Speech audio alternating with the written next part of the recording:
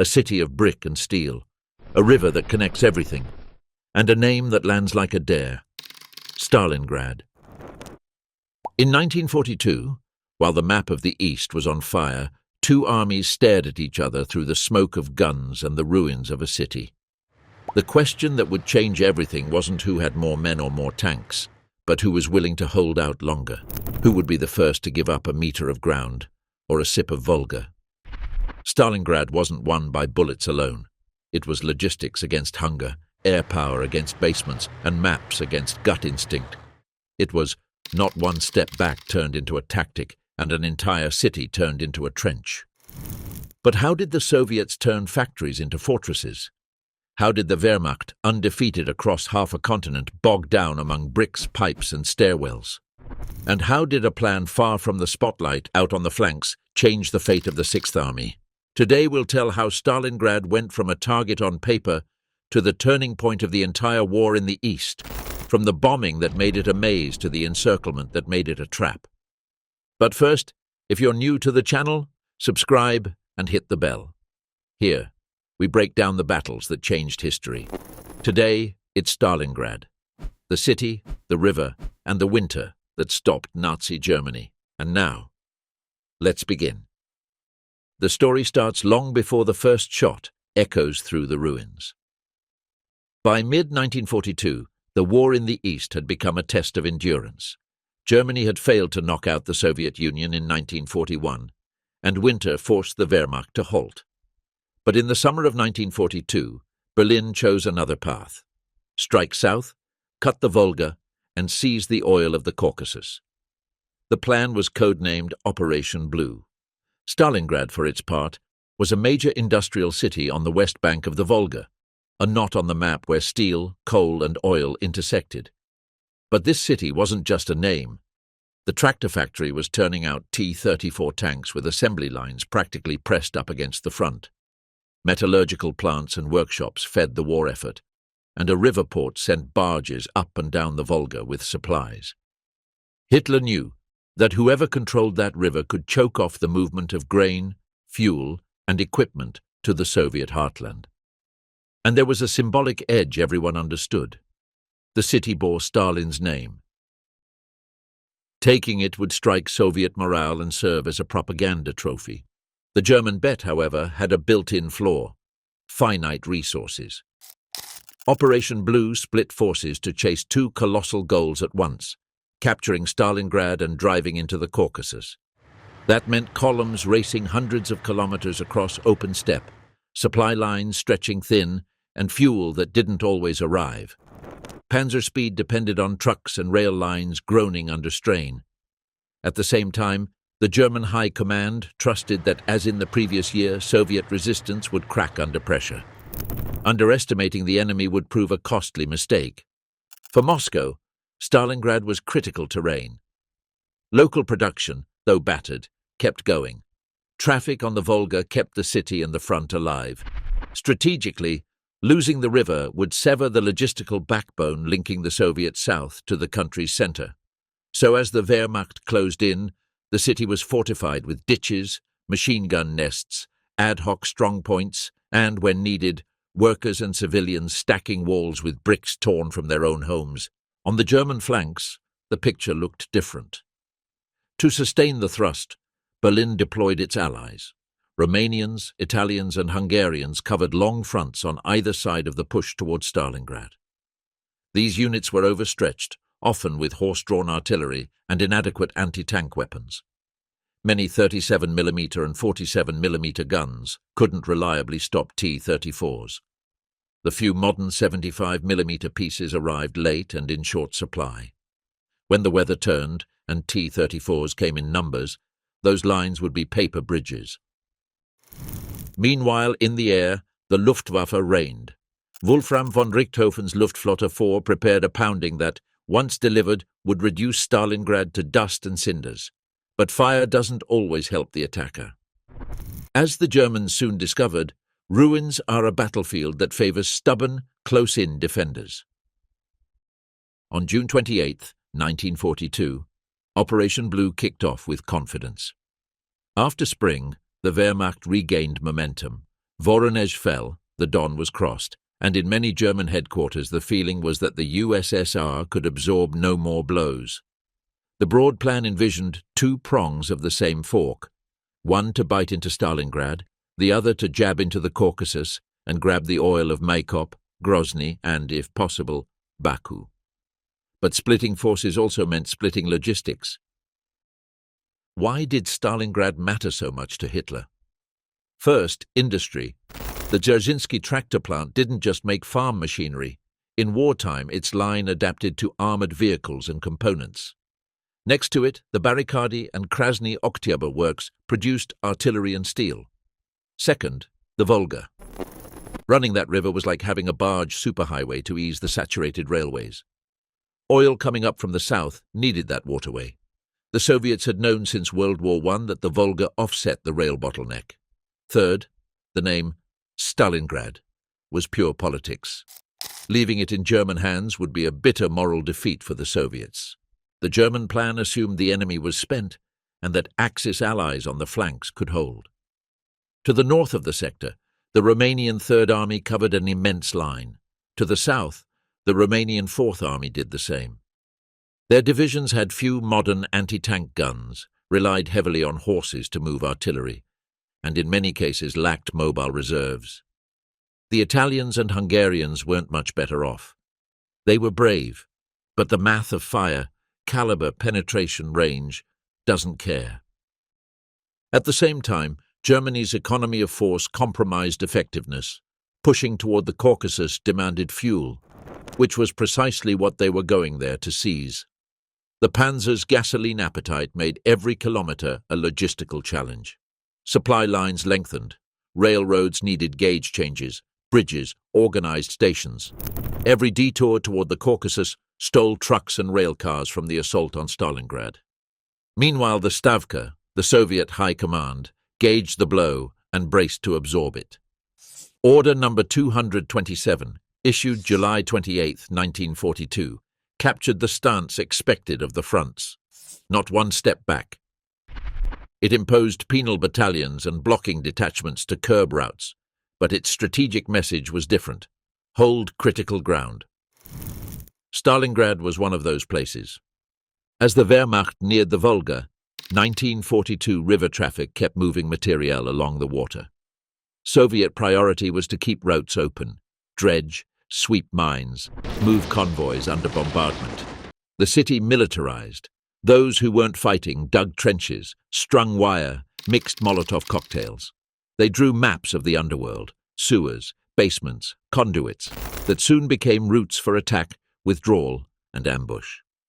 By the end of August, the board was set for a blood and fire entry in which both sides believed they were hours from victory. No one yet suspected the battle would become synonymous with savage resistance and encirclement. August 23, 1942. Luftwaffe 4 opened the gates of hell. The Air Force dropped roughly 1,000 tons of bombs on Stalingrad. The city burned. Factories, schools, workers' districts. Smoke climbed for kilometers. Civilian casualty estimates vary, but the devastation is beyond dispute. By the following week, the housing stock lay in ruins, and the city center became a death trap of rubble. Bombers from KG-27, 51, 55, 76, and I/KG-100 struck in waves. The Luftwaffe lost only a handful of aircraft that day. Fire killed, but it also created the perfect maze for defenders. Behind the bombing, Hube's 16th Panzer and other formations pushed for the river. German spearheads reached the Volga's banks in the northern sector, slicing the city into isolated zones. A house-to-house war began. Mamayev Kurgan, a hill commanding the city, became an immediate objective. The grain elevator, a hulking mass of concrete, a natural strongpoint. Farther north, the Dzerzhinsky tractor plant, and to the west, the Barrikady and Krasny Oktyabr works, formed an industrial belt that refused to yield. Each name would become its own chapter. The initial German blow ran into improvised but stubborn defenses. Soviet AA batteries like the 1077th RA, manned by women, fired direct at tanks. German assault troops, hardened in Poland and France, had to learn a new way to fight. Trenches inside buildings, floors linked by sledge-hammered mouse holes, stairways turned into barricades, mines in hallways. Infantry advanced with engineers blowing gaps, while snipers perched in chimneys, cranes and beams. Overhead, the sky was a duel. The VVS arrived late and mauled. Between August 23rd and 31st, it lost hundreds of aircraft in the sector and barely dented Richthoven's air superiority. The Volga came under constant attack. Ferries and tugs became favorite targets. Even so, barges kept crossing, by day under smoke, by night in darkness. August 23rd didn't decide the battle, but it defined it. Stalingrad stopped being a city and became a three-dimensional minefield. The Germans believed they'd done the hard part. The Soviets understood that the open-field slugfest was over. What came next would be a fight of meters, rooms and basements. With September, the fighting took a name: Rattenkrieg, War of Rats. Germans described it like this: enemies appearing at arm's length, slipping through pipes, attacking from the floor below or the ceiling above. Order 227 had set the watchword on July 28th. Not one step back. In Stalingrad, that turned into mixed companies of soldiers, workers, sailors and police holding out block by block. Blocking detachments, tough and feared, existed, but the engine of the defense wasn't fear. It was the conviction that if the enemy reached the Volga, everything would be cut. On the West Bank, the 62nd Army under Vasily Chuikov took charge, with Zhukov and Yeremenko coordinating at the operational level. Chuikov imposed an idea his memoirs would canonize: hugging the enemy. Closing in so tight that German artillery and air power couldn't hit without hitting their own. He deliberately shortened engagement ranges, multiplied night infiltrations and patrol warfare. He organized 6 to 8-man groups to move through basements and sewers, assaulting with grenades and submachine guns at a few meters. That hug denied the Germans their greatest asset: combined fire from the rear. By then, the 62nd and 64th Armies weren't rigid structures. They were organisms in constant adaptation. Battalions shrank to platoons, platoons fused into squads, and junior leaders, the scarcest resource, became strategically vital. Soviet artillery sometimes set up on the Volga's east bank, firing direct into the city. The Volga military flotilla, with gunboats and camouflaged barges, kept a nighttime drip of reinforcements and ammunition, clearing mines, towing pontoons, pounding in jetty piles, everything under fire. Every crossing was part ingenuity, part nerve.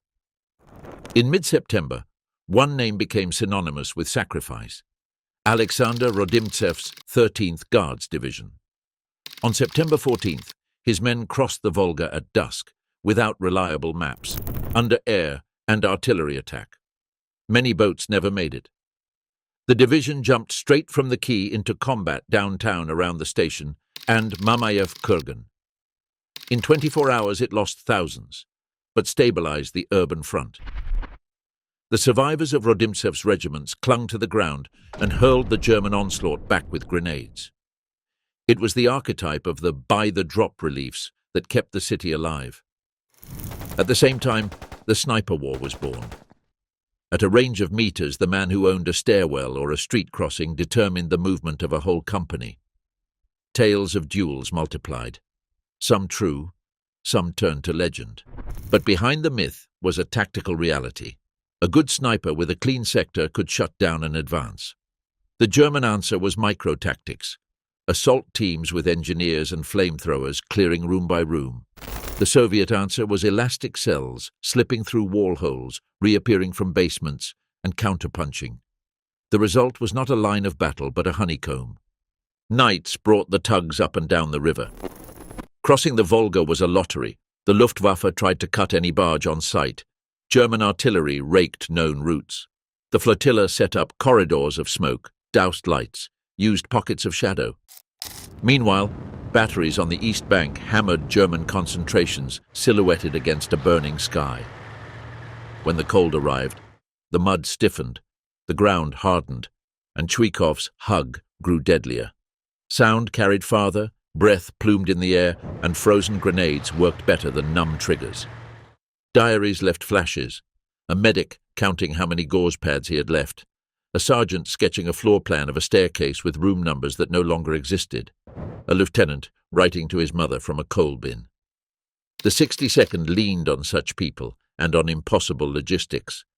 The line didn't fall, even when it sometimes shrank to a strip only hundreds of meters wide along the Volga. Slowly, September ended with a map as shattered as the city. But the Volga still lived. For Moscow, that was everything. In late September and early October, several places took on outsized importance. Mamayev Kurgan dominated the city and the riverbank. Though it changed hands several times, the 284th Rifle Division, among others, left a layer of shrapnel and bodies there. The slopes were ploughed by explosions, the ground reshaped daily. Whoever held the hill gained observation and firepower. From September through October and into January, Mamayev was the battle's metronome. Pavlov's house, an apartment block on 9th January Square, became a symbol. A small group under Sergeant Yakov Pavlov, later Lieutenant Afanasyev, fortified the building with mines, machine gun nests, and tunnels to neighboring blocks. The defense lasted weeks with minimal reliefs and constant crossfire. But what's history, and what's myth? There was indeed a prolonged, effective defense. The number of repelled attackers was embellished later, and while it served as an emblem of urban resistance, it wasn't the only or the most decisive position. It was one among many that together denied the enemy victory. Another key site was the grain elevator, a graceless concrete prism, perfect for defensive fighting. Surrounded and smashed, its defenders, soldiers and, according to some accounts, sailors, held against superior forces. The elevator's silhouette, etched against the smoke, appears in accounts from both sides as a reminder that industrial architecture can turn a building into a ruinously expensive fortress to take. Meanwhile, urban combat peaked in the Tractor, Barrikady, and Red October factories. The wide halls created long fields of fire, the workshops a maze. Platoons took a fitting shop and lost it by nightfall. One day, a wall separated two battalions. The next, the wall was a hole trading grenades and flame. Ammunition and grenades burned at ferocious rates. Aid posts overflowed with casualties. Germans used assault teams with engineers and flamethrowers. Soviets fixed them, bit at their flanks or glued themselves to them, making German artillery support impossible. In these sectors, regiments like the 42nd of the 13th Guards mixed with elements of the 95th and 112th Rifle Divisions and independent units. Facing them were German divisions like the 71st, 79th Jaeger, 295th, plus attached panzer elements. Loss counts swung day by day, but reports speak of companies reduced to dozens and battalions gone. Add one more problem: hygiene. Water was scarce, infections and lice were not. The smell of corpses and charred cloth hung in the air. By October, neither side had landed a knockout. Every German surge ran into the hug and dissolved in ruins. Every Soviet counterattack stabilized lines but didn't retake the city. The month ended with the Wehrmacht convinced it was days away from clearing the last pockets, just as offstage, a larger blow was being set up. Now picture the operational map at the end of October. In the city, Nazi flags hang over rubble. The 6th Army thinks the end is days away. The factories burn but keep firing. The Volga steams by day and freezes at night. Messages flowing from units to HQs sound the same. Residual resistance, isolated pockets. Professional pride says, one more push and Stalingrad falls. Now change lenses. Pull the zoom back 100 kilometers. The German device's flanks lie across long reaches of steppe with shallow trenches. No armoured reserves at hand. Guarded by Romanians and Italians, short of modern anti-tank guns and proper winter kit. Divisions hold fronts over 100 kilometers wide, with poor communications. Far to the north and south in Soviet rear areas, things begin to move. Night trains, artillery concentrations, canvas-topped trucks, decoys, mock-ups, camouflage nets. It's called maskirovka. Make the important invisible and the unimportant obvious. The Stavka was gathering hammers. On German radios, however, intel hints of an enemy buildup were drowned out by the obsession with finishing Stalingrad. Manstein wasn't yet on the scene.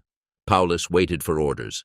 Hitler, who refused to hear of withdrawals, kept pressing to hold and advance.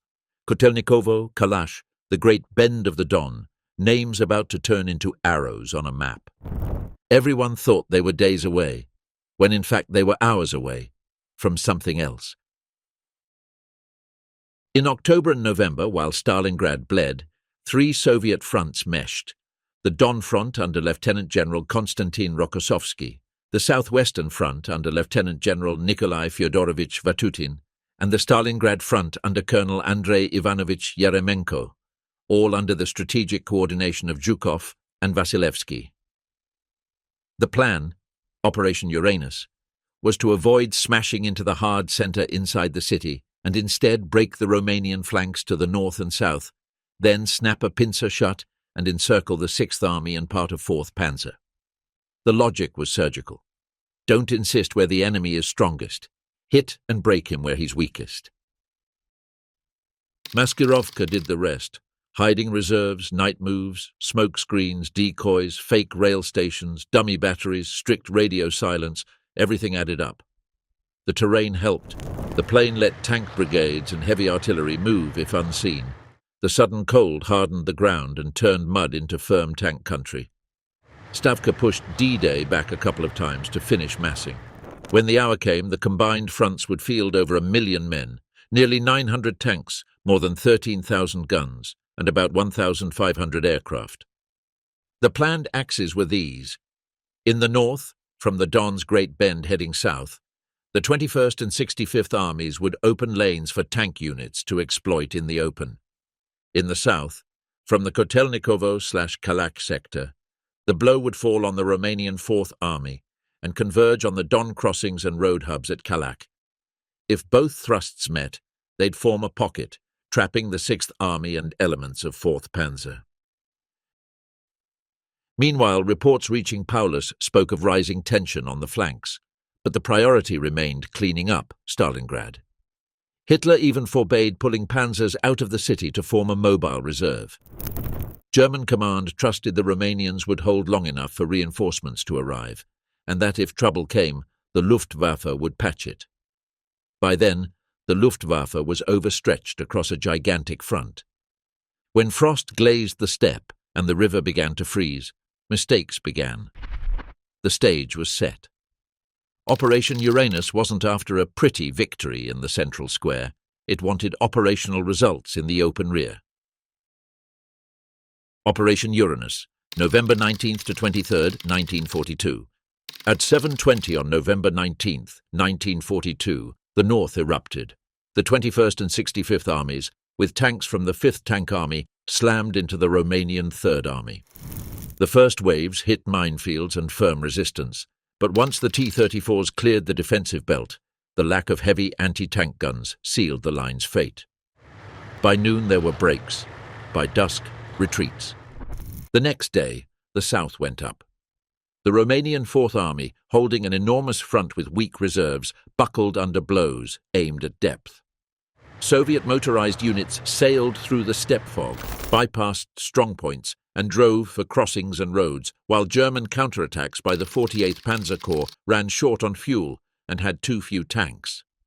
On November 21st to 22nd, armoured spearheads north and south seized key roads, took bridges, and cut communications hubs. Isolated Romanian columns were overrun. German units began receiving contradictory orders: support fleeing allies or plug gaps in their own fronts.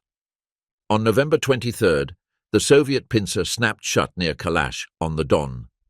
The Stalingrad Kessel was born. Inside were the 6th Army and part of 4th Panzer. Estimates vary, but we're talking hundreds of thousands of men, including auxiliaries, Hiwis, and support services. The city turned into a trap. From that day, the map changed. The point was no longer to take one more factory block, but to survive inside a vast encirclement with no operational reserves and winter closing in. After the encirclement, the German question was obvious: immediate breakout to the southwest to link with relief forces or hold and supply by air. Hitler chose to hold. He forbade a breakout and ordered Paulus to maintain the Stalingrad fortress. Hermann Göring promised an air bridge capable of sustaining the Sixth Army. The comparison to Demyansk, a smaller pocket supplied by air months earlier, weighed on them. But Stalingrad was different in scale: worse weather, more enemies, greater distances, and far higher consumption. The logistics were brutal. The Sixth Army needed roughly 750 tons of supplies per day to remain operational. At best, the Luftwaffe could promise 300 for short spurts, and in practice often delivered only half that.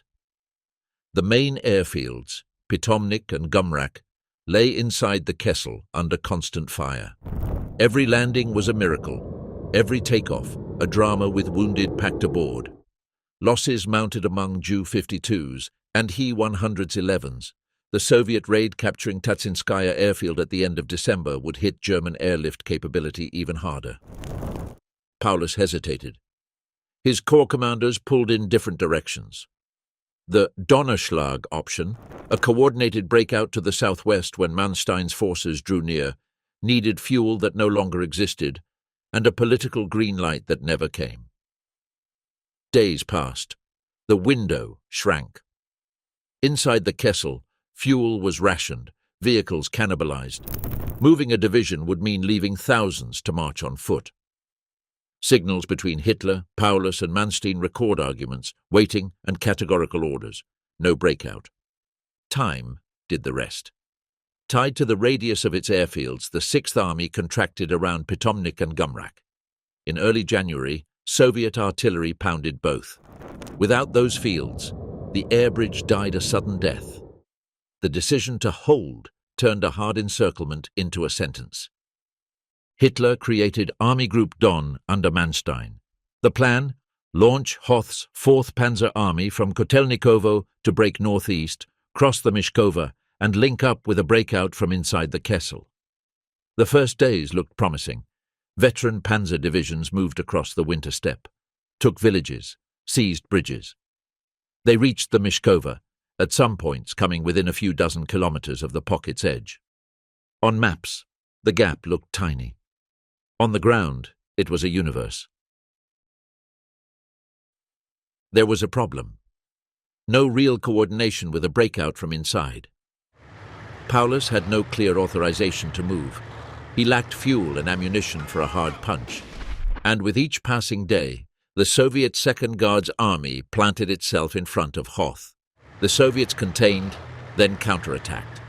The closest German vanguards got was roughly 35 to 50 kilometers from the Kessel, depending on sector and day, close enough to hear distant artillery, too far to save a starving army. The attempt bled out in tank clashes and well-sighted Soviet anti-tank fire. Logistics didn't help. German supplies had to travel icy roads under threat. The cold wrecked engines. Fuel burn spiked. Without a simultaneous breakout from inside, the operation lost its moment. Manstein, a pragmatist, knew pressing on might cost him not only the Sixth Army, but his entire army group. While Hoth pushed, Vatutin's southwestern front launched Operation Little Saturn between December 16th and 30th. The targets, the Italian Eighth Army and parts of the Hungarian force along the Don and Chir. The blow tore open a massive gap. Italian units were encircled or dissolved in retreat. German operational rear areas, rail hubs, airfields like Tatsinskaya crucial to the airlift, and evacuation routes came under threat. Manstein got the message. Prolong this effort, and you risk losing far more than Stalingrad. Priority shifted to saving the broader German southern wing. The chain reaction was crushing. The Luftwaffe lost aircraft on the ground and struck airfields. Germans pulled their bases farther from the Kessel, shrinking airlift capacity even more. The big rescue was effectively cancelled. The Sixth Army was alone. From mid-December on, life inside the Kessel was survival. Rations shrank, bread was cut with sawdust, meat was rare, coffee a memory. Temperatures plunged, typhus and dysentery spread. With bandages and anesthetics scarce, improvised hospitals became unbearable scenes. Discipline frayed in places, depots were looted, men fought over blankets, whole groups surrendered when ammunition ran out. Luftwaffe flights dwindled. Priority shifted to evacuating wounded and specialists. Crash landings destroyed materiel. Many sorties only dropped parachute sacks. Without Pitomnik and Gumrak, there was nowhere to land, and those fields were on the verge of falling. Propaganda labored on both sides. Radios and leaflets promised relief or urged resistance. Others offered guarantees to those who surrendered. But in the snow and mud, words meant little. Hunger ruled. Civilians were inside too, families who couldn't or wouldn't evacuate, hidden in cold basements. A tragedy often absent from military tallies. As January advanced, the kessel tightened like a shrinking hide. Units lost cohesion. Officers without radios sent runners on foot. Artillery ammunition was nearly gone. Tanks, out of fuel, became pillboxes. Operational decisions no longer existed. Only squad-level choices remained. On January 10, 1943, Rokossovsky opened Operation Ring, a colossal artillery preparation, then a push to squeeze the kessel smaller and smaller, piece by piece. The aim wasn't a coup de main, but to grind the pocket down. On January 16th to 17th, Pitomnik airfield fell. 5 days later, Gumrak fell. Without runways, the air bridge died. The last landings were recorded on the 23rd. After that, only sporadic airdrops. By late January, Soviet forces split the pocket into northern and southern sectors.